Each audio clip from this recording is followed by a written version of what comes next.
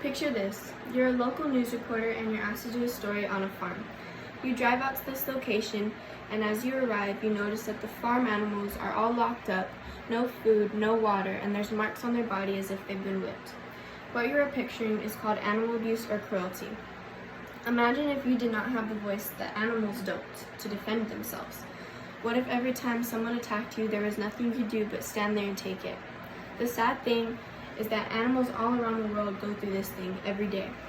Just because an animal does not have the rights as us humans doesn't make it right for us to hurt them. I personally have a dream in life. When I grow up, I want to be a vet and eventually open up my own shelter for abandoned animals. In my opinion, I connect more with four-legged things than us two-legged humans. For this speech, all the sources I will cite are from credible sources and my own personal experiences. First, I will examine what the effects are for an animal who has been abused. And second, I will discuss why it is important to understand that animals have no voice to defend themselves. The way people carry out animal abuse, it varies. Some people just hit their pets and others go as far to sexually assault them. That's right, animals are victims of rape as well. In an article from the RSPCA website, it states that over 175 animals were found dead on a woman's property, and 25 were still living, but in poor and dirty conditions and amongst the remains of the dead animals. 200 animals had to suffer and die because of the neglect from their owner. When animals experience such cruelty like this, they often also go through depression and are suicidal. How sad is that? People are so irresponsible to take care of their animals that their pets would rather take their own life than have to be neglected every day. However, animal cruelty does not just associate with starving or abusing an animal. An article from the Humane Society of the United States claims that animals are suffering and dying just so people can test shampoo. Terrified animals have substances dripped down their throats, smeared onto their skin, or dripped into their eyes before they are killed.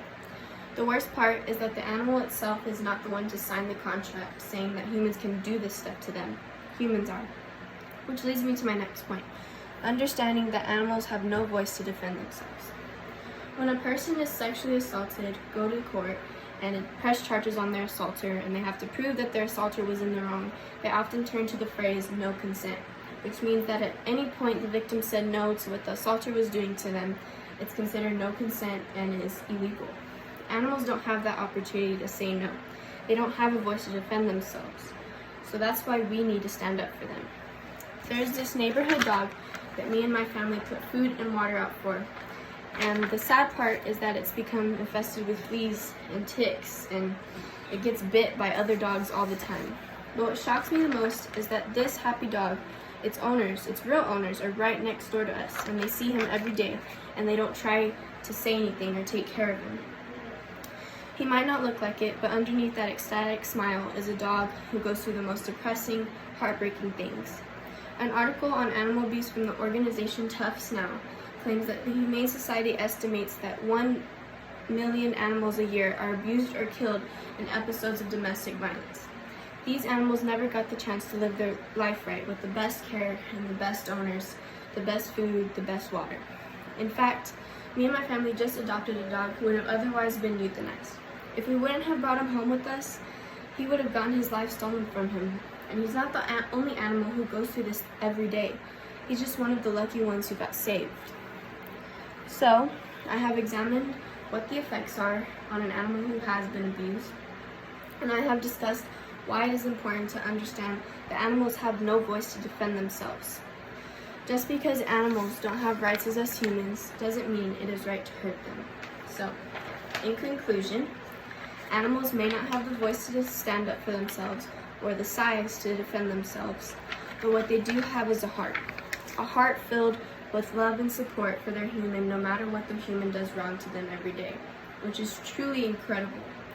And the least we can do for animals all around us is to give back to them. And that right there, it all starts right here, by putting a stop to one of the biggest monsters to ever roam this earth, animal abuse. If we kill it off now, there will be no one left to kill or hurt our precious animals with this smile. Who would want to hurt this animal? After all, you know what they say. A dog is always going to be a man's best friend, whether they like it or not.